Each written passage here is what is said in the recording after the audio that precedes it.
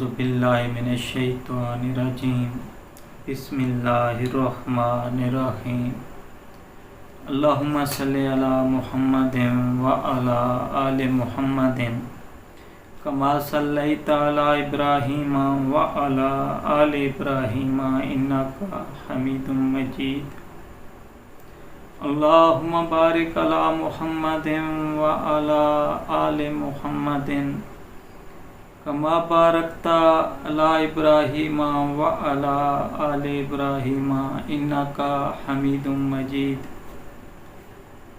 السلام علیکم ورحمۃ اللہ وبرکاتہ۔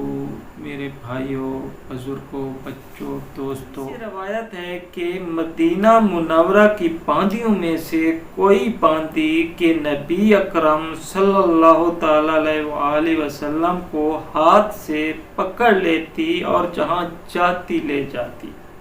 یہ بخاری شریف کی حدیث پاک کے ایدی میں وضاحت تمہارے سامنے ایدی شرح میں اگو بیان کرے نا۔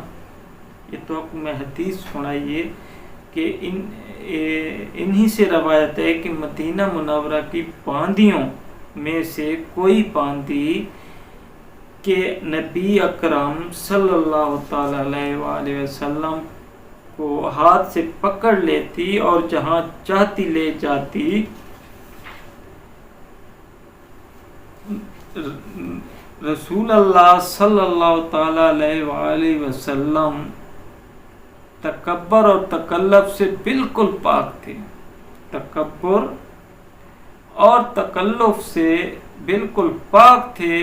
اوپر کی تو حدیث اس پر دلیل ہیں۔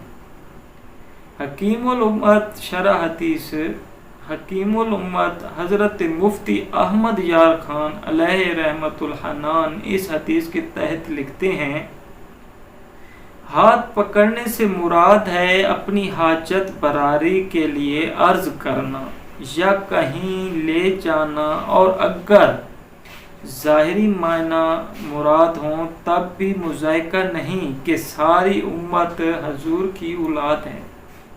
ساری امت حضور کی اولاد ہے۔ حضور انور امت کے باپ ہیں۔ حضور انور امت کے باپ ہیں۔ مہربان باپ کا ہاتھ اولاد پکڑ لیتی ہے۔ مہربان اولاد کا ہاتھ اولاد پکڑ لیتی ہے، یعنی اگر معمولی سے معمولی آدمی حتیٰ کہ مدینہ کی لونڈی بھی کچھ التجا کے لیے حضور کا ہاتھ پکڑ لیتی تو حضور پاک صلی اللہ تعالی علیہ وآلہ وسلم اس سے ہاتھ چھڑاتے نہ تھے، بلکہ اس کی حاجت روائی کر دیتے تھے۔ خواہ اپنے گھر لے جاتی یا کسی اور جگہ حضور انور منع نہ فرماتے تھے۔ حضور صلی اللہ تعالی علیہ وآلہ وسلم منع نہیں فرماتے تھے، چاہے وہ لونڈی مدینے کی کوئی لونڈی ہوتی تھی یا کوئی معمولی سا معمولی آدمی۔ آپ کا کوئی ہاتھ پکڑ لیتا تو آپ ہاتھ نہیں چھڑاتے تھے اس وقت تک جب تک اس کی جو پریشانی یا کوئی ضرورت جو ہوتی تھی وہ پوری نہ کرتے۔